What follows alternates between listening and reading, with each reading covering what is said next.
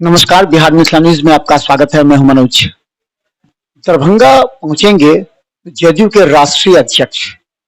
ये कोई बड़ा कार्यक्रम है, आप समझ लीजिए। 2024 का चुनाव है।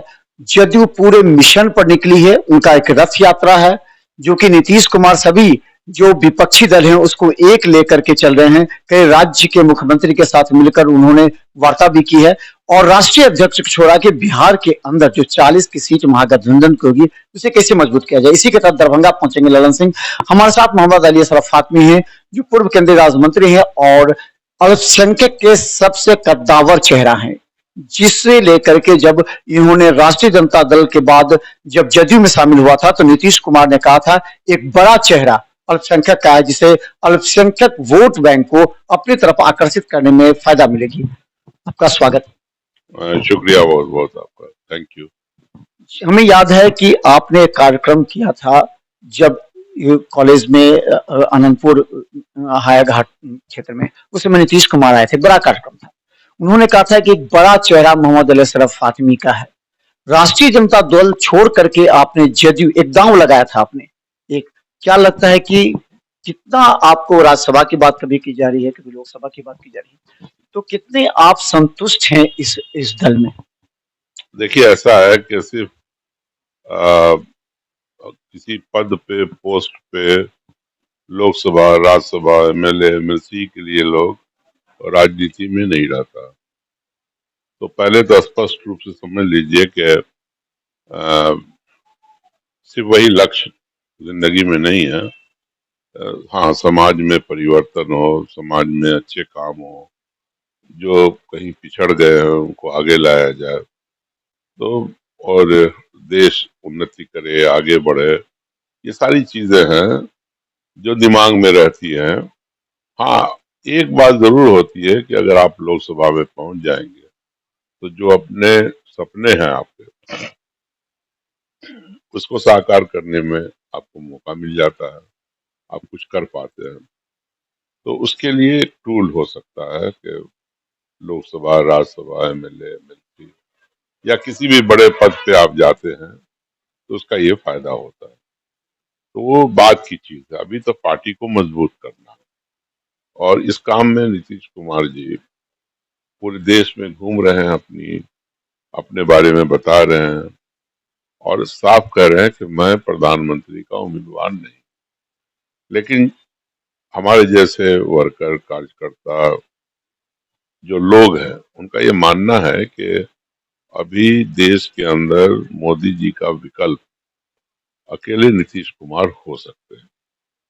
और जो जन भावना है दरभंगा ही नहीं, पूरे बिहार का, कि पहली मर्तबा बिहार को प्रधानमंत्री का उम्मीदवार मिलेगा और अगर कामयाबी मिल गई तो वो प्रधानमंत्री हो जाएंगे। फातमी जी, एक बात है, आप करें कि जदयू को मजबूत करना है। आपने तो जदयू को मजबूत किया, राष्ट्रीय जनता दल के कई नेता कार्यकर्ताओं को आपने जनता दल यूनाइटेड में शामिल किया। कल भी देखा जा रहा है कि कल डब्बू खां जो दरभंगा के मेयर हैं, जो आपके साथ रहे हैं, डब्बू खां का नाम आपके साथ हमेशा जुड़ा है, क्योंकि डब्बू खां को आपने मदद की, आगे बढ़ाया चुनाव से लेकर के सभी जगह। डब्बू खां अपने 200 कार्यकर्ता कई पार्षदों के साथ जदयू में शामिल हुए, इतनी तो मजबूती हो गई है। क्या लगता है कि जदयू जितना मजबूत होगा उससे क्या आपका भी राजनीतिक, क्योंकि आपका एक राजनीतिक वजूद है, क्या वो बढ़ेगा, उसका भी कद बढ़ेगा जिस तरह नीतीश कुमार का कद बढ़ रहा है उस तरह का? क्योंकि ये लोग देख रहे हैं कि कहाँ है फातमी और कहाँ जाएंगे। फातमी से उम्मीद है ह्यूमन रिसोर्स में निश्चित रूप में आपने कई काम किए थे। नहीं, देखिए, जहां तक डब्बू भाई ने जनता दल यू कल ज्वाइन किया और जितना मुझे याद है कि वो लगातार जनता दल में भी थे, राजद में भी हमारे साथ काम किया, तो उन्होंने जनता दल यू ज्वाइन किया है कल। उसकी विस्तृत जानकारी हमारे पास नहीं है कि उन्होंने किस परिस्थिति में यू ज्वाइन किया, क्या वजह है, ये मुझे नहीं मालूम। लेकिन आप जनता दल में गए हैं यू में, तो जनता दल यू को मजबूत करेंगे। और इसके अलावा तो मैं उनको शुभकामनाएं हैं, वो आए हैं यहाँ और निश्चित रूप से जनता दल यू का परिवार मजबूत होगा। तो और ये एक सवाल थी कि क्या जो डब्बू आपके साथ हमेशा रहते थे, जिस डब्बू को आपने आगे बढ़ाया प्रारंभ से, तो ये पहले से कोई आपसे राय विचार नहीं लिया गया कि हाँ हम जदयू में शामिल हो जा रहे हैं, और 200 कार्यकर्ताओं के साथ उन्होंने सीधा पटना में अध्यक्ष के सामने। नहीं, मुझे उनके ज्वाइन करने की बात उन्होंने नहीं कही थी। हाँ, उससे पहले मैंने कहा था कि आप जा करके मुख्यमंत्री जी से और उप मुख्यमंत्री जी से मुलाकात कर लीजिए और मुलाकात करके सपोर्ट लीजिए दरभंगा के लिए। दरभंगा में शहर के अंदर बहुत काम होने हैं, खास तौर से जल जमाव का मामला है, पानी का मामला है और डेवलपमेंट का मामला है दरभंगा का। तो हमने उनको राय दी थी कि आप मुख्यमंत्री से भी मिलिए और उप मुख्यमंत्री जी से भी मिल लीजिए, लेकिन मेरा मकसद था डेवलपमेंट दरभंगा का होगा, इस मकसद से जाके मिल लीजिए।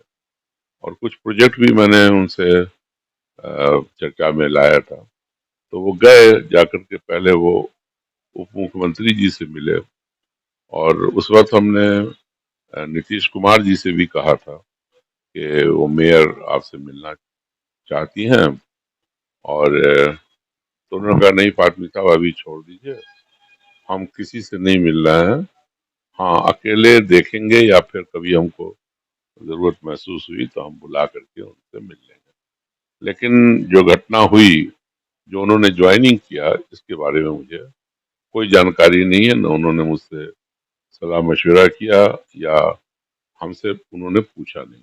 अच्छा, एक अभी दो दो तीन दिन पहले कार्यक्रम हुआ था सर्किट हाउस में, जो कि जब राष्ट्रीय अध्यक्ष ललन सिंह के आगमन की तैयारी को लेके हुई थी, उसमें आप भी आए थे और भी संजय झा भी थे। तो कुछ नारे लगे थे कि दरभंगा का सांसद कैसा हो, इसे लेकर के कुछ लोगों ने आपत्ति भी जताई थी कि अभी महागठबंधन का कोई तय नहीं हुआ उम्मीदवार। तो क्या लगता है कि ये एक डब्बू खां को इसमें शामिल करने के लिए, क्या लगता है कि अल्पसंख्यक वोट के गोलबंदी को लेकर के भी ये प्रयास माना जाएगा?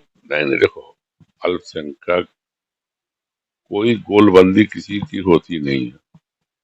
हर आदमी, हर सेक्शन सोसाइटी का अपना एक सोच रखता है, उस लिहाज से वोट करता है। अल्पसंख्यक की भी एक सोच है कि उनके मुद्दों पर कौन पार्टियां खड़ी होंगी, उनको वोट करेगा।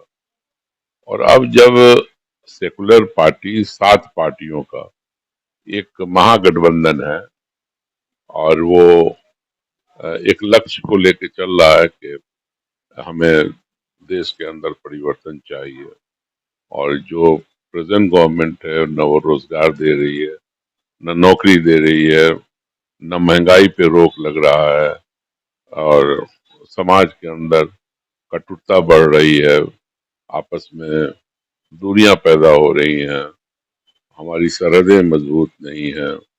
तो इसलिए सब अपना माइंड बना रहा है। तो अल्पसंख्यकों का तो पूरे मुल्क में एक ही सोच है, जो अभी कर्नाटका में भी नजर आया और हर चुनाव में नजर आता है। तो वो क्या करेगा वो मालूम है, लेकिन कौन ज्वाइन कर लेगा उससे मजबूत और कमजोर हो जाए, ऐसा कुछ नहीं है। 2024 के चुनाव की आप भी तैयारी कर रहे होंगे, सभी जो है, बीजेपी भी तैयारी कर रही है और अलग अलग दल भी तैयारी कर रहे हैं। तो आप किस तरह तैयारी कर रहे हैं, और किस, क्योंकि ग्राउंड स्तर पर एक मोहम्मद अशरफ फातमी का नाम है ग्राउंड स्तर पे, तो किस तरह की तैयारी कर रहे हैं, क्योंकि समय तो कम है, एक साल कम ज्यादा नहीं देखिए होता है। देखिए, ऐसा है कि अभी एक महागठबंधन बना है बिहार में, और हर महागठबंधन अपना अपना, जो भी अलग अलग पार्टी है, आरजेडी के भी प्रोग्राम चल रहे हैं, यू का भी, कम्युनिस्टों का भी, हम का भी, सभी लोग मिलजुल करके अपनी अपनी पार्टी का काम कर रहे हैं। और 40 ही सीट है ना, 40 ही आदमी चुनाव लड़ेगा। जो अनुभवी होगा, जो जीत सकता होगा, बहुत सारे फैक्टर्स होते हैं, जाति समीकरण होती है, तो इस सब पे जो सटीक बैठेगा दरभंगा से वही चुनाव लड़ेगा।